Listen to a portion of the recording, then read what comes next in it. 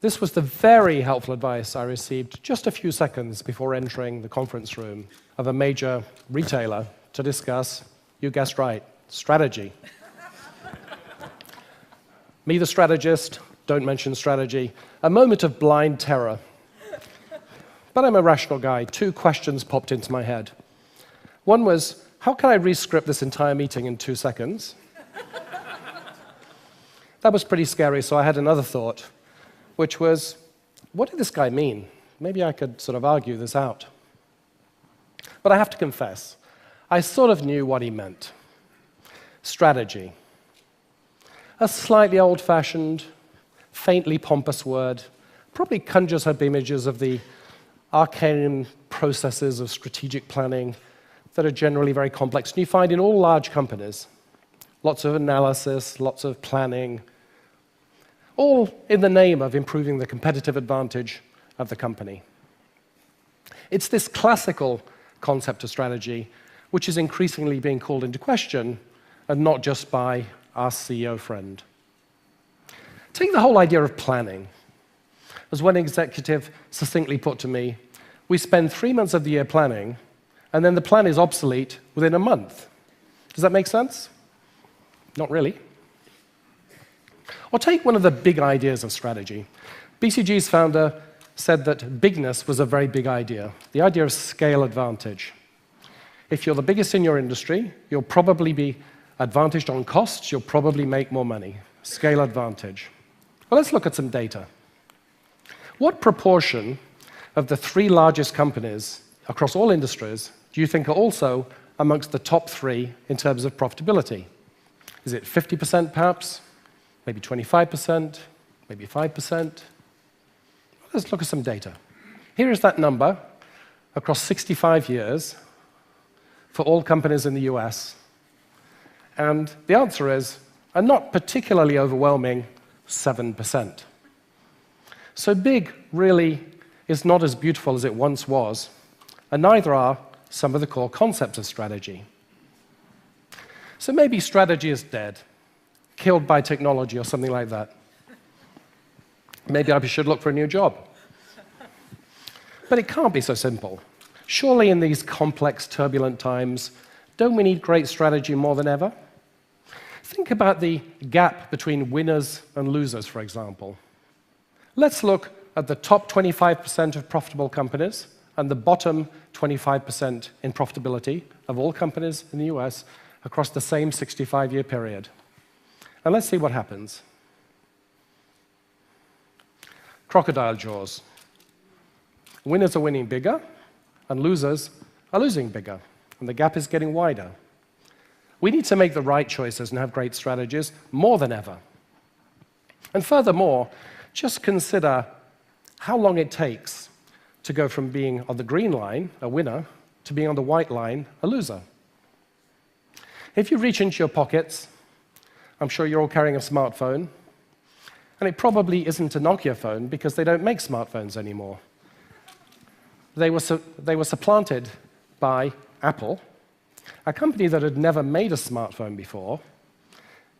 They supplanted a 60% market share leader in a highly technology-intensive business with high fixed costs, high returns to scale, high regulation, and fully global and very complex, and in less than 5 years. And this is, of course, just one of many examples I could give. So what's going on here? How can strategy be both more important than ever and increasingly questioned? It really does seem like strategy itself needs a strategy of some sort. Let's try and make sense of that. Let's strip strategy of all its complexity and nuance and just, what is it? Well, it's basically getting a job done. It's a tool. And the job is winning competitively in a particular situation. And we can capture those particular situations, I think, with just 3 very simple questions. Can we predict it, and can we plan it? Can we shape it, and can we survive it?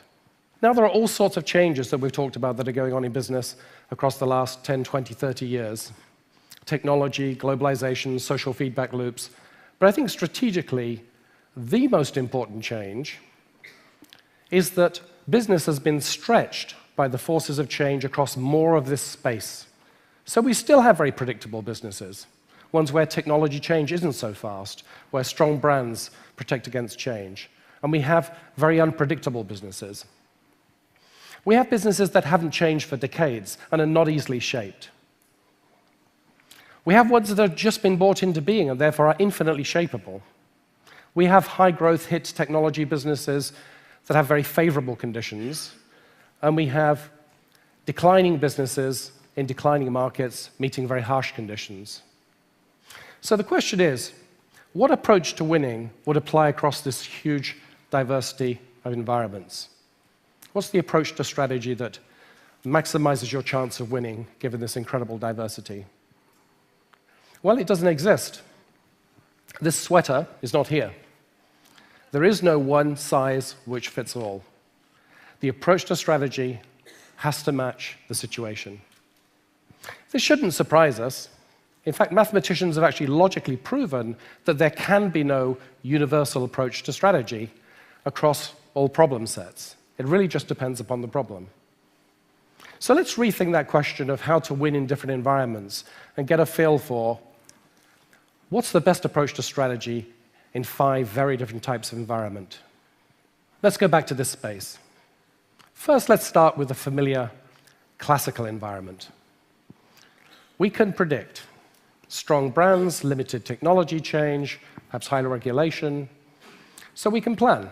We can analyze and plan and execute in the classical manner, and that's just fine if you're in branded household products or confectionery or a host of other industries.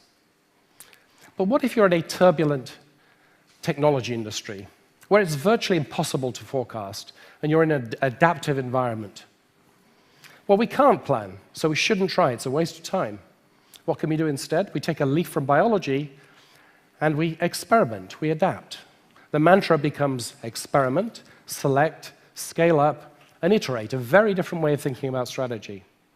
Think about the environment of the entrepreneur.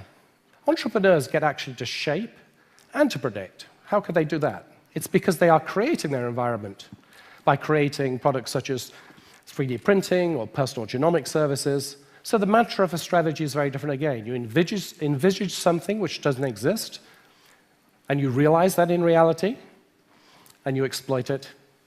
A very different way of thinking about strategy. Think about the exotic environment of the shaping environment. Here we have the ability to influence, but not the ability to predict. How could that be? That's because an ecosystem of many companies are collectively reshaping an industry. Think about, for example, the digital commerce businesses of Alibaba or the software or hardware ecosystems of Apple. Here we see an ecosystem at work. And the thinking is much more about influencing, collaborating, orchestrating, and co-evolving than about necessarily only competing. Then the penalty box, the renewal environment. If a company is talking about transformation or something of this sort, then basically it's gotten out of step with this environment and it faces very harsh conditions. And the objective here is not competitive advantage, it is mere survival. And the mantra is different again. This is about focusing activities, freeing up resources, and then transiting to another approach to strategy. 5 very different environments, 5 very different ways of thinking about strategy, all unleashed by one extra question. And that extra question is, what is the approach to winning in the particular environment that I face? Now, you're probably thinking, which of those approaches would work with my business? And that would be precisely the wrong question. And that's because all large businesses operate in multiple markets with multiple products, multiple lines of business, that face different conditions, each requiring their own approach. And furthermore, conditions change across time and increasingly quickly. So really, this is about choosing the right approach to winning in the right part of the business at the right time. And leaders today, I think, have a very key role in making sure that this strategy collage is vibrant, dynamic, and in tune with a changing environment. Back to reality, the scary meeting. The door opens. What did the CEO really think? That technology had killed strategy? that we could somehow replace strategic choice and thought with agile action or lean or something of this sort. No, what he actually meant was that the single approach to strategy that the company had been adopting for years, classical strategic planning, was no longer adequate for the diverse circumstances that the different parts of that business faced. This business, and business in general, in a way are exiting an extraordinary period of business history where we believed that we could create success by analyzing and planning and by adopting one approach to strategy. Strategy is more important than ever, but we need to adopt the right approach in the right situation. We need to apply the whole palette of human ingenuity to the science of winning. Thank you.